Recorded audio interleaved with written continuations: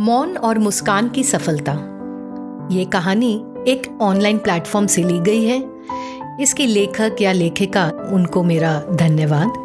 और इस कहानी को आवाज़ दी है उदिता डागा नेवर ने।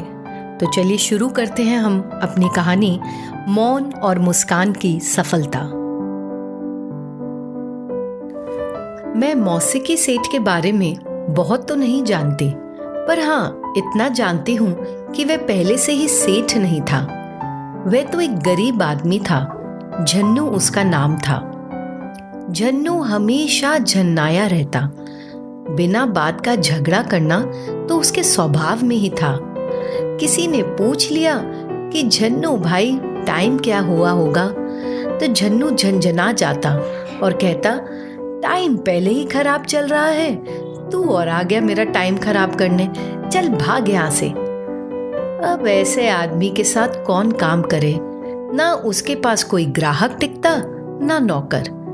यही कारण था कि वो जो भी काम करता था उसमें उसे नुकसान ही होता था। कहते हैं कि एक संत एक बार झन्नू के पास से गुजरे। वे कभी किसी से कुछ मांगते नहीं थे, पर ना मालूम उनके मन में क्या आया, सीधे झन्नू के सामने आ खड़े हुए। बोले, बेटा संत को भोजन करा दे। अब झन्नू तो झन्नू ही ठहरा। झन्ना कर बोला, मैं खुद भूखे मर रहा हूं, तू और आ गया, चल चल अपना काम कर। संत मुस्कुराए और बोले, मैं तो अपना काम ही कर रहा हूं, बिल्कुल सही से कर रहा हूं, तू ही अपना काम सही से नहीं कर रहा है। झन्नू झटका खा गया और उसे ऐसे उत्तर की उम्मीद नहीं थी। पूछने लगा, क्या मतलब? संत उसके पास बैठ गए। बोले, बेटा मालूम है तुम्हारा नाम झन्नू क्यों है?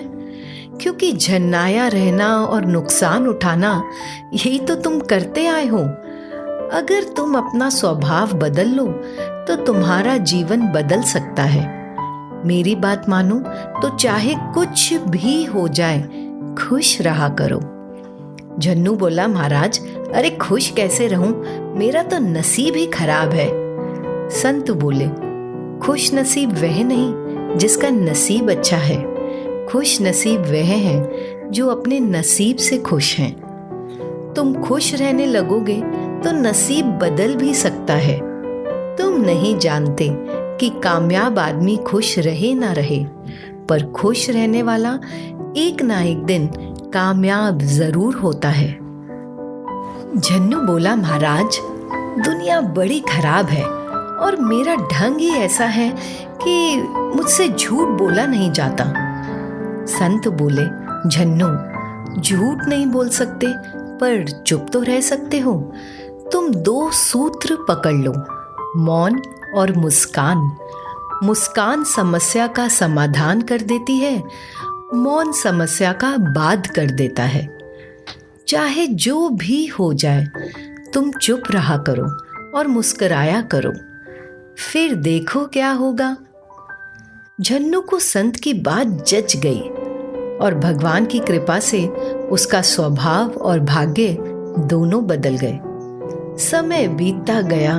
झन्नू मौन और मुस्कान के सहारे मौसीकी सेठ बन गया।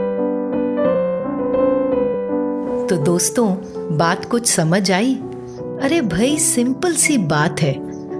आप टेलीविजन नहीं है जिसका रिमोट दूसरे के हाथ में रहे। वह चाहे तो आप हंसें और वह चाहे तो आप रोएं। हमारा चेहरा हमारा है। यह हंसेगा या रोएगा इसका निर्णय दूसरा क्यों करे? तो चाहे कुछ भी क्यों ना हो जाए, सदा मुस्कुराइए। तब दुनिया में कोई भी आपके चेहरे की मुस्कान छीन नहीं पाएगा। याद रहे, गुजरी हुई जिंदगी को कभी याद ना कर। तकदीर में जो नहीं तो फरियाद ना कर। जो होना होगा वो होकर ही रहेगा। कल की फिक्र में आज हंसी बर्बाद ना कर। तो सदैव प्रसन्न रहिए। जो प्राप्त है पर्याप्त है।